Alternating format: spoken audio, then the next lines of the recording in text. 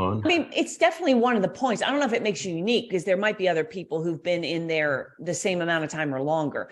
I'm talking more, think about an affinity with either your backstory. So you look at, I'll give you another one. Have you ever seen Airborne? No. Airborne is like a supplement.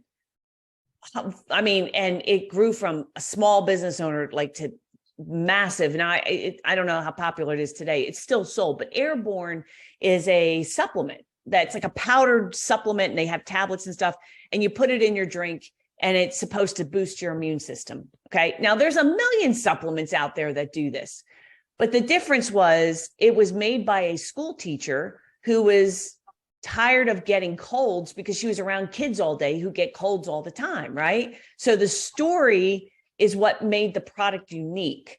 So maybe it's that you're in cybersecurity. It could be, but it could be a job that you held. It could be something about you personally, being in a military person, being, I don't know. I mean, you're going to have to think about this, because what you're looking for is a story or an affinity with a group of people. Like, let's say you worked in medical for years, and maybe you were a doctor. And so you go, I understand cybersecurity, and I was a doctor. My dad was a doctor, could be something like, and I understand how put upon doctors are. I know how they think. I know how they operate. I know how the insurance companies rob them blind of what they should get paid and the paperwork they have to do. And on top of all that, they got now cybersecurity breathing down their neck, and it's unfair because all they want to do is do good in the world and help people and heal people. And, and I understand. So it could be something like that, right? You need that's the angle you're going to work when you're small, if you don't really have something truly unique about what you do. Okay, got it. Yeah, well, I have a few things I need to think about then. Yeah. You gave me a few pointers there, so I appreciate that. Yeah, and it's going to take you some time. When I started, the power I built on was just purely calling people saying, hey, I'm freelancing now. I always so when I asked referrals, when I was small, right? And I had no website, no list, no products. I didn't have credit card process. I had nothing. How do you get a customer? So I just called everybody I knew, and I didn't ask them for work direct. So I called them up and I'd say, hey, Jeff, we met, I called people I met like a year ago. They didn't know they couldn't remember who I was. Jeff, you probably don't remember me. We met a year ago at the such and so conference. And I just want to let you know, I'm freelancing now. So I went independent and I'm doing marketing consulting, and just want to know, is there anybody who might be looking for somebody who's a good salesperson, who's good at the selling and the marketing and lead generation, which was kind of in digital marketing at the time was my strength. I'm like, I really understand sales and how to use digital marketing, pay-per-click websites, email marketing to drive appointments.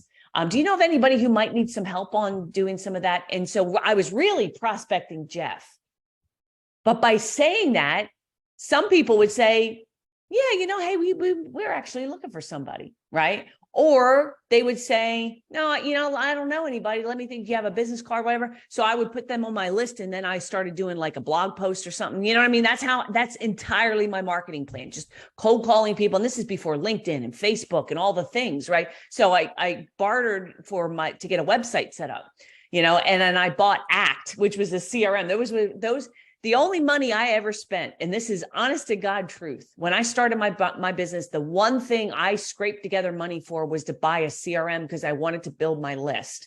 And that's why I'm so passionate. I tell people, you need a CRM. We sell Keep. Yeah, I got a horse now. I'm telling you need it because it's list building. And then I bartered my services to get my website done. So there was a web design company that needed some help, and I did some stuff for them, and they built my website for me.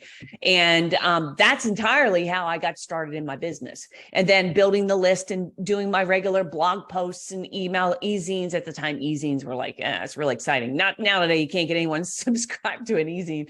But, back then that was new and exciting and cool. And not a lot of people knew how to do it. And so I'm just giving you, this is like kind of where you start. And then as your business evolves, you'll learn your customer better. It took me a while. It took me almost a year before I picked my niche. And then for my niche, I was able to kind of develop my unique selling proposition, and we're off to the races.